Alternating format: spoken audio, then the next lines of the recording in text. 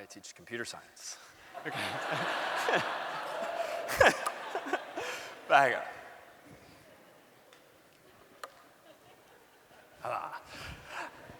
So, thank you.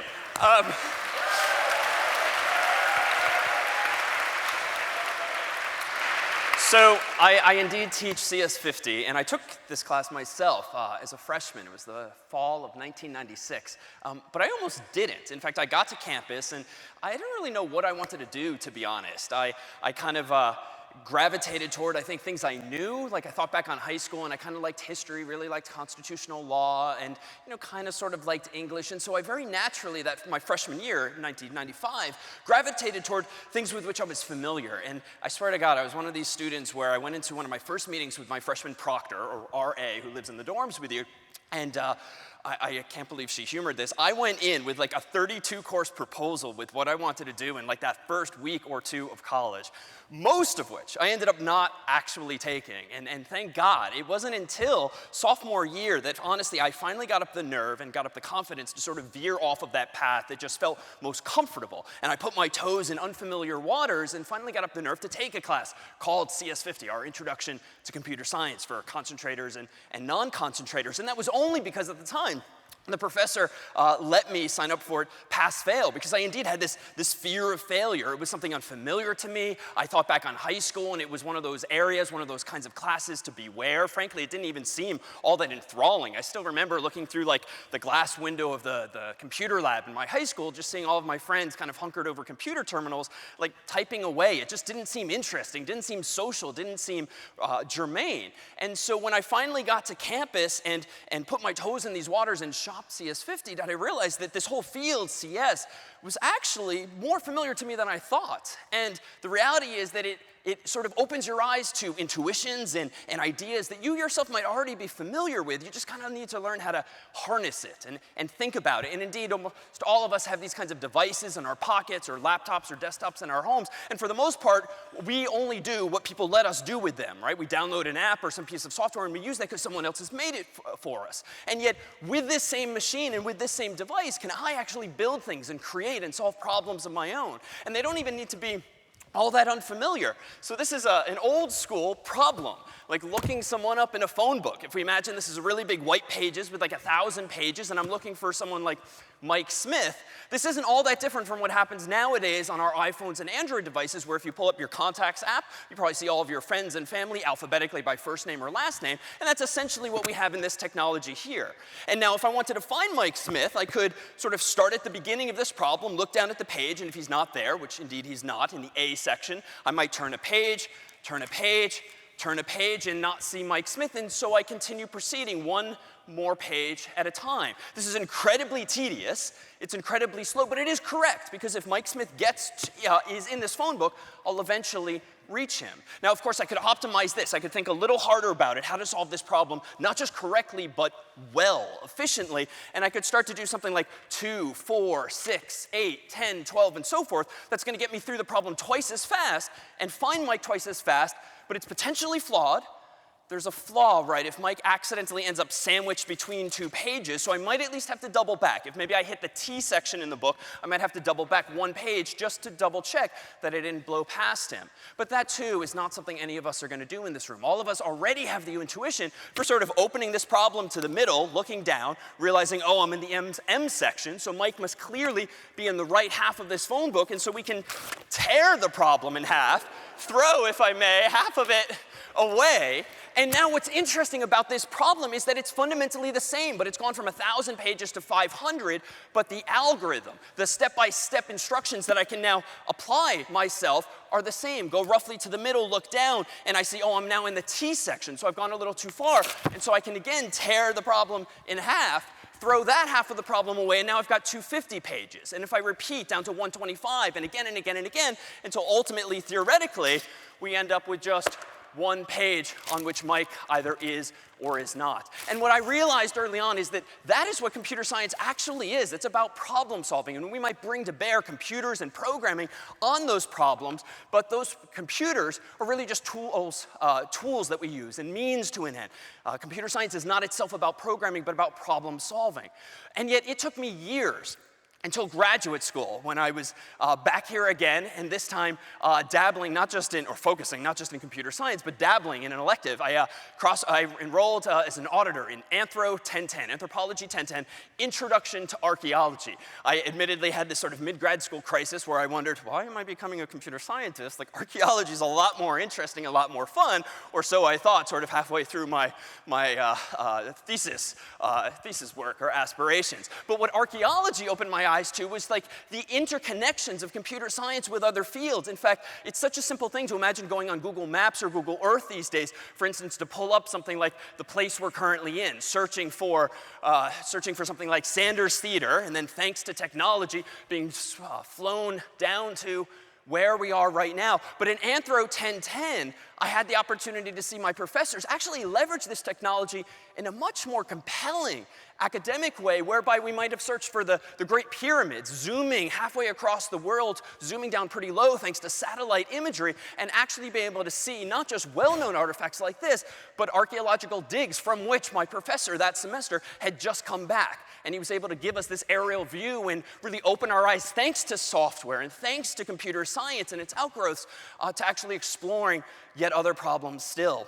And so it's not just CS plus archaeology. I also realized quickly that I could apply CS to Frosh IM. So rewind a few years. Freshman intramural sports for some time didn't even have a website. Back in the day, we signed up for sports and walked across the yard, slid them under the doors of the proctors and registered. Well, I instead discovered that I could actually apply my newfound skills and savvy from CS50 and CS51 and follow-on courses and actually solve that problem with software. But more generally, do we have this sort of opportunity to combine CS with other things? CS plus X, if you were, where X, a variable, might be the arts or business or engineering, the humanities, law, medicine, sciences, applied sciences, social sciences, or any number of other fields. In fact, at the end of this particular course, this introductory course, CS50, do we end the semester with a campus-wide celebration of what the students in that class achieve over the course of just one semester. Students who were just like you sitting here some year ago. In fact, in CS50, 53% of the students this past year were first year. 62% of those are among those they describe as less comfortable with the idea of even being in a CS class, not unlike myself some years ago. 68% have never even taken a CS course,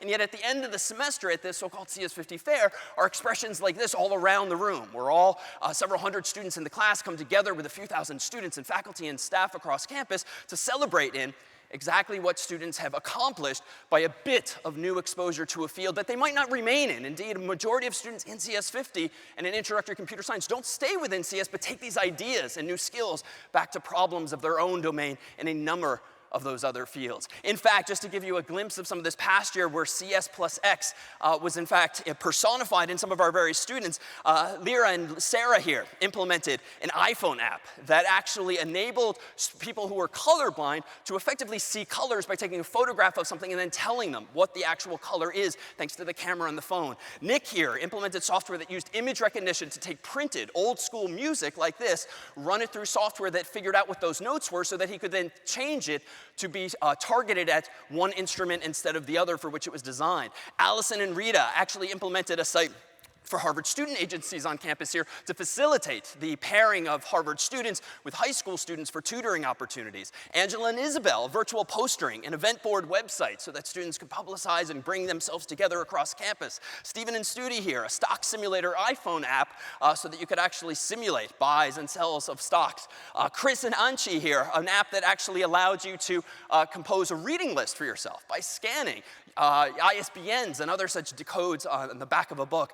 And then lastly, folks like Lucas here, who actually, you can see him talking into an Amazon Alexa at top right, commanding his computer to do something as though it's a car, simulating the sorts of things that are very much in trend in industry today. And then Billy and Sam and Victor here, they wrote a website that allows you to mimic text. So you read in and scan in text from well-known dignitaries or politicians or authors, and you can generate text that's very much reminiscent of and statistically equivalent to the kind of language those humans might have written themselves. Jeanette and Ken and Mary here implementing a website that allowed students to actually improve their bill of health by actually dropping the ramen and getting recommendations for food. Alice and Ian, anonymous chat service for peer counselors. Luke, one of our students at Yale, visualizations of NBA players missed or hit shots from the court. Mylin and Maria, a website that allowed them to actually stop themselves from using websites like Facebook and other such distractions so that they could actually focus on their own studies. And some of our students even did something like this using virtual reality, the ability to put on headsets like this these days and be able to look up, down, left, right, and actually see a virtual space that isn't physically here but is recorded effectively or created in software so that you can explore other areas beyond your present tense. And indeed, this is what we ourselves in CS50 focused on exploring this year. CS plus X, where X is education, considering how we might bring to bear this technology to bring high school students, adult learners from around the world to a place like this that we're all fortunate to enjoy and experience and have as a place of learning, and yet bring it to others virtually to around the world. In fact, this is a clip from our first lecture this past year, and if you can see at the top there is a special camera that we put right in the middle of Sanders Theater here, and it's got 8 lenses that look up, down, left, right, forward, back, and via these 8 lenses do we end up getting essentially 8 videos that, thanks to CS50's team behind the scenes, do we stitch together so all of these individual circles you see become just part of a sphere that create this virtual world around. And so long as you have a headset like this or another headset like this, Google Cardboard, can you actually achieve this and experience this yourself. In fact, we ourselves in CS50 and our team of TFs and CAs and producers decided to go beyond our own comfort zone this past year and define X in this case to be an opportunity where X is dance and X is music. And thanks to CS50's own Lauren Scully and our production team, thanks to some of our friends on campus, the Harvard Veritones, one of the a cappella groups on campus, did we head up to the Harvard Dance Studio just a few weeks ago, build a 360-degree set like this, plant that special camera right in the middle and capture the experience of song and dance in this virtual space. In fact, I think we have just a minute. This is perhaps best explained through experience and not through retelling. Do we have a moment for one volunteer from the audience? From the audience? Okay, come on up. Yeah. What's your name? Jessica. Jessica, come on up. And as you see, this young man here also jumped up on stage. This is Connor, who was where you sat 2 years ago at Visitas. This was him in that same first lecture, and has joined CS50's team since to help us bring this together. Jessica, nice to meet you. So Connor's going to get you set up here, and the one disclaimer is that you have to be, and I should have said this before, you have to have one, be comfortable appearing here on camera, and 2, do you like surprises too? I guess so. I guess so. Okay, we'll take that. And so what you're about to see is just a minute's clip from what we think is the first ever collegiate virtual reality recording of an a cappella performance by the same group on campus featuring the Veritones' Naya Avery. And in 3 dimensions here, as I switch our screen over, will Jessica, our brave volunteer, be able to look up, down, left, or right? And if we could dim the lights at this point, will you see on the overhead, thanks to the wire she's connected to, what she's experiencing? And we can increase the volume too. And there's Naya.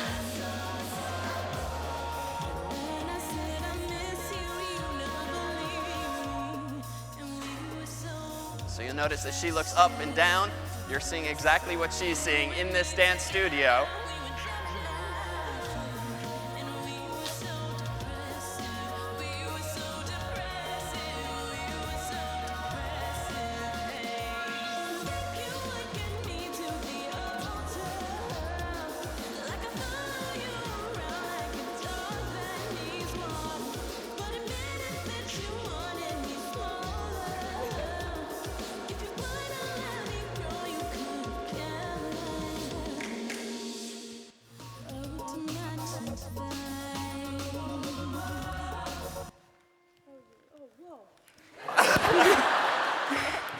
I tried hard to make you want me, but we're not supposed to be. And the truth will always harm me, even though it set me free.